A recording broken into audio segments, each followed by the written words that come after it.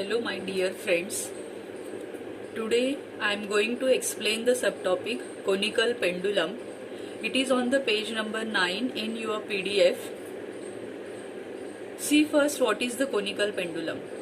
See, you know the simple pendulum in which the bob is suspended from the rigid support through the string. If we stretch the bob on one side and released, then it will perform the oscillatory motion. You know about this. So this conical pendulum is also the simple pendulum in which the bob describes the horizontal circular motion and the string describes the cone. So that is known as a conical pendulum. In the figure we had shown the vertical section of the conical pendulum. Here we have to obtain the angular velocity of conical pendulum and the period of it.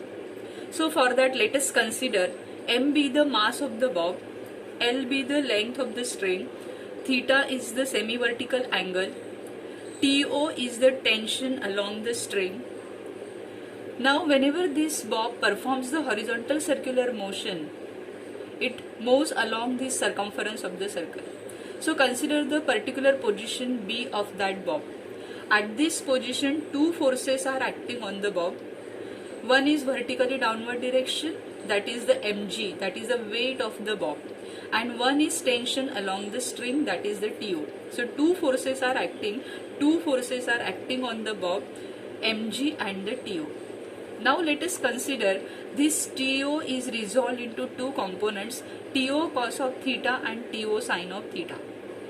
See, you know that this bob is performing the circular motion, so it will require the centripetal force, and that will be provided by this T0 sin of theta. So we can write T0 sin of theta is equal to mv square upon r. But you know that the v is equal to r omega, so this mv square upon r can be written as m omega square r. So we can write To sin of theta is equal to m omega square r. So this we get the equation number 1. Also from the figure, other pair is there, equal and opposite forces, that is the To cos of theta is equal to mg. So we get the second equation, To cos of theta is equal to mg. Now dividing equation 1 by 2, To sin of theta divided by To cos of theta, To get cancelled, sin theta upon cos theta we will keep as it is. M omega square r divided by mg, so m will get cancelled, here we get omega square r upon g. So we had written omega square r upon g. Now transfer this r upon g on that side, so we get omega square is equal to g sin of theta upon r cos of theta. So taking the square root on both sides, we get the omega is equal to square root of g sin theta upon r cos of theta.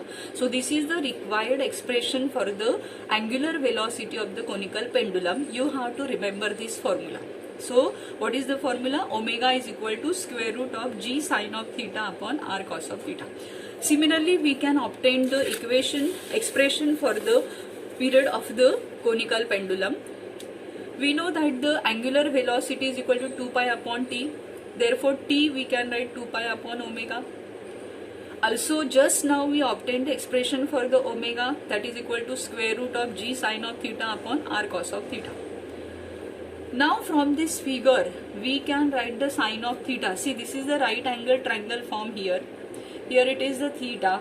So sin of theta can be written as sin, that means सामने वाली बाजू. So sin theta is equal to r upon hypotenuse, that is the r upon l. So we can write sin of theta is equal to r upon l. Therefore, r can be written as L sin of theta. Transfer this L on this side, it will get multiplied. Therefore, r is equal to L sin of theta. Let this equation as the x. Now, this equation we have to substitute here in the equation B. See, there is a r. So, substitute this r value here. We get omega is equal to g sin of theta upon cos of theta as it is. G sin theta upon cos theta as it is. R value we have to substitute as the L sin of theta. This sin theta get cancelled. What is remained? G upon L cos of theta. Now this omega value we have to substitute here. So we get the period. So therefore T is equal to 2 pi upon C. t is equal to 2 pi upon this value, that is the square root of g upon L cos of theta. So this denominator, if we multiplied as a reciprocal, we can write t is equal to 2 pi square root of L cos of theta upon g. So this is the required expression for the period of the conical pendulum.